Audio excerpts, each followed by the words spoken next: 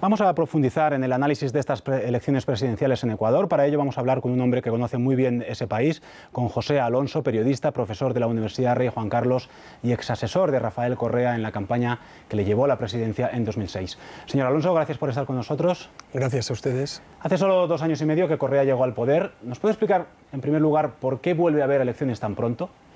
Bueno, es que realmente Ecuador se ha transformado por completo en estos 2 últimos años y medio. Se ha cambiado la Constitución, que está en vigencia desde pasado octubre, y por lo tanto correspondía renovar todos los poderes, y por eso se producen estas elecciones presidenciales y también a la Asamblea Nacional. Hemos visto que las encuestas le dan un triunfo relativamente holgado a Correa. ¿Cuáles son las claves de la popularidad del presidente?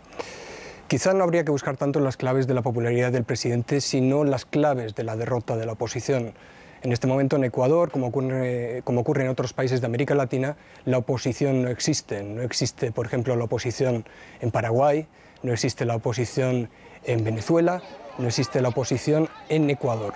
Desapareció con las últimas elecciones, ya estaban todo el sistema de partidos políticos en una situación muy precaria, con unos niveles de corrupción y mala gestión muy graves, y la población lo rechazaba. Ahí está un poco la clave, y luego, por supuesto, está la figura de Rafael Correa, una persona con una alta cualificación y que además consigue conectar muy bien con la población. En comparación con la que usted vivió hace 2 años y medio, ha sido una campaña muy agresiva. Se ha acusado a Correa de utilizar todos los resortes del poder en su favor. Yo creo que no ha sido especialmente agresiva. Quiero recordar que hace 2 años y medio Rafael Correa se enfrentó a los poderes establecidos, por decirlo de algún modo. El control de todo el poder judicial, el poder electoral, estaba en manos de los partidos al uso.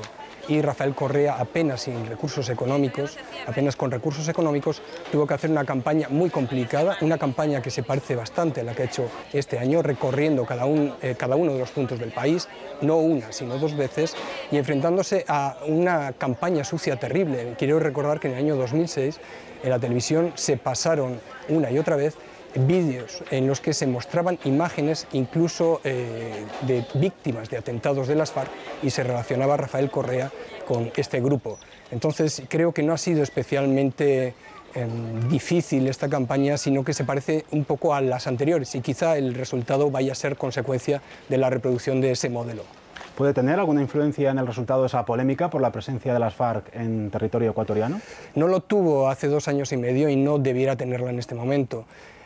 Yo creo que los ecuatorianos son perfectamente conscientes de que el conflicto de las FARC es algo que les afecta y les afecta de una manera muy grave porque están ocupando la frontera norte y además en un país mucho más débil que Colombia y por lo tanto ellos lo que tienen que hacer es mantener su posición tradicional, la que ha defendido siempre los gobiernos ecuatorianos, es la neutralidad y en esa neutralidad es en la que ha jugado el presidente Rafael Correa en estos 2 últimos años y medio, pese a las acusaciones que hasta el momento se han demostrado que no tienen ningún fundamento. Si lo tuvieran en el futuro lo veremos, pero en principio creo que se ha mantenido esa política de neutralidad que era necesaria para poder sobrevivir frente a un conflicto armado tan grave como el colombiano. ¿Cómo está afectando a Ecuador la crisis económica global y la caída de los precios del petróleo especialmente? ¿Puede pasarle factura a Correa en estas elecciones? Pues tampoco parece que ese vaya a ser un factor determinante, por lo menos a priori. Los niveles económicos son bastante saludables, ha habido crecimiento en los últimos años y además el desempleo no ha crecido de manera sustancial, está en torno al 9%. Además está un factor añadido y es que Ecuador ya vivió en el año 1999 la crisis que nosotros estamos viviendo en este momento. Quiero recordar que en el año 1999, con los gobiernos conservadores y neoliberales, se produjo la quiebra total del sistema financiero, supuso la quiebra de una veintena de bancos, la desaparición por completo de la clase media e incluso la desaparición de la moneda nacional. Quiero recordar que Ecuador tiene en este momento como moneda el dólar estadounidense, con lo cual ha perdido incluso ese signo de identidad y de control de su gestión económica. Así que creo que no tendrá especiales consecuencias porque ya conoce una situación similar y además porque mantiene una salud económica mejor a la de otros países occidentales y más desarrollados, como han mostrado también el resto de América Latina. El presidente ecuatoriano ha amenazado durante la campaña electoral con romper los contratos con aquellas petroleras que no acepten nuevos convenios. ¿Estamos a las puertas de nacionalizaciones como se han visto ya en Venezuela y en Bolivia? El presidente Correa nunca ha sido partidario de nacionalizaciones o la estatización, lo ha negado reiteradamente. Lo único que ha dicho es que exige a las empresas, tanto nacionales como multinacionales, un cumplimiento estricto de las normas y unos acuerdos que sean justos para las dos partes. Por eso se han producido las tensiones, pero que vienen desde hace mucho tiempo en Ecuador, y también se ha producido incluso con Repsol, con la española Repsol, pero después, cuando se alcanzan acuerdos que son justos, no hay ningún tipo de problema. Siempre que haya equidad, siempre que haya un trato justo, el presidente ecuatoriano ha mantenido sus acuerdos internacionales, y yo creo que se va a mantener en esa posición sin ir a esos postulados de estatización que son tan repetidos y que hasta la fecha no se han cumplido en ninguno de los extremos. Ya por último, ¿qué papel van a tener los emigrantes y en especial los ecuatorianos que viven en España? ¿Pueden ser decisivos para el resultado final?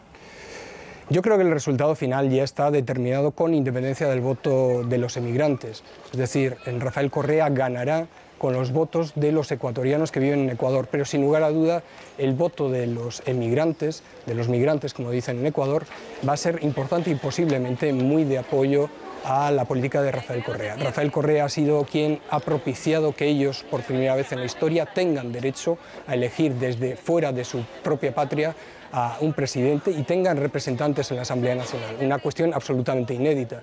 Tienen también una propia Secretaría del Migrante que se encarga de ayudarles en múltiples gestiones y que está incluso gestionando el retorno al país. Entonces, en ese sentido, puede ser muy interesante el aporte que realicen los emigrantes ecuatorianos en todo el mundo, y que quiero recordar que llegaron a en torno al 20% de la población con motivo de la crisis financiera del año 99, es decir, una verdadera sangría humana, una gran tragedia nacional que, claro, tendrá una participación en estas elecciones como nunca había tenido la oportunidad de tener. Veremos cuál es el resultado este domingo en las elecciones en Ecuador. José Alonso, periodista, profesor de la Universidad Rey Juan Carlos y exasesor electoral de Rafael Correa, gracias por haber estado con nosotros. Gracias, un placer.